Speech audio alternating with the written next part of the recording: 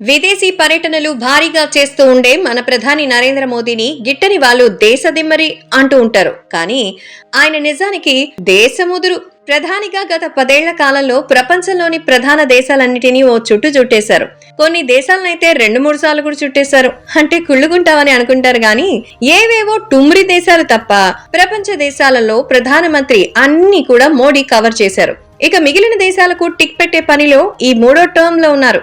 ఈ టర్మ్ పూర్తయ్యేసరికి ఈ ప్రపంచంలో నరేంద్ర మోదీ పర్యటించిన దేశమే ఉండదు అంటే అతిశయోక్తి కాదేమో. జనరల్ గా అంతర్జాతీయ సమ్మిట్లు ఏవైనా విదేశాల్లో ఉన్నాయంటే మన ప్రధానమంత్రి కంపల్సరీగా వెళ్తారు. అక్కడికొచ్చిన విదేశీయుల నాయకులు మోడీ గారిని సార్ మా దేశం రావచ్చు కదా అని అంటారు. అలా పిలిచిందే తడుగా మోదీ గారు సదరు దేశం టూరు ప్లాన్ చేసుకుంటారు. 2 రోజుల క్రితమే రష్యా వెళ్లి పుతిన్ ని ఆలింగనం చేసుకున్న మోడీ ఇప్పుడు ఆస్ట్రేలియా టూర్ లో ఉన్నారు. ఆస్ట్రియా ఛాన్సలర్ కార్ల్ నెహమ్మర్ తో దిగినటువంటి సెల్ఫీని మీడియాకే విడుదల చేశారు. ఇండియా ఆస్ట్రియా మధ్య స్నేహ సంబంధాలు మొదలై 75 సంవత్సరాలు పూర్తయిన సందర్భాన్ని పురస్కరించుకుని మోడీ అక్కడికెళ్లారు. 49 ఏళ్ల తర్వాత ఆస్ట్రియా వెళ్లిన మొదటి ప్రధానమంత్రిని నేనే అని సోషల్ మీడియాలో ప్రకటించుకున్నారు.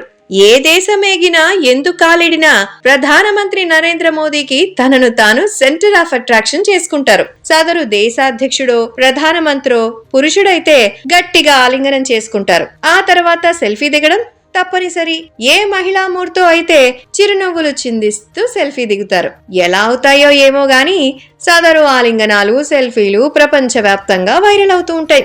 మన మీడియా అయితే మన మోడీ గారి గొప్పతనాన్ని చూసి ప్రపంచ నాయకులు స్పెల్ బౌండ్ అయ్యారని, విశ్వగురు అంటే మరెవరో కాదు మోడీ గారే అని కథనాలు వండి వడ్డిస్తూ ఉంటాయి. ఏది ఏమైనప్పటికీ ఇంట మాత్రమే కాకుండా రచ్చలో కూడా గెలుస్తున్నట్టు కనిపిస్తున్న మన మోదీ గారు నిజంగా దేశముదురు.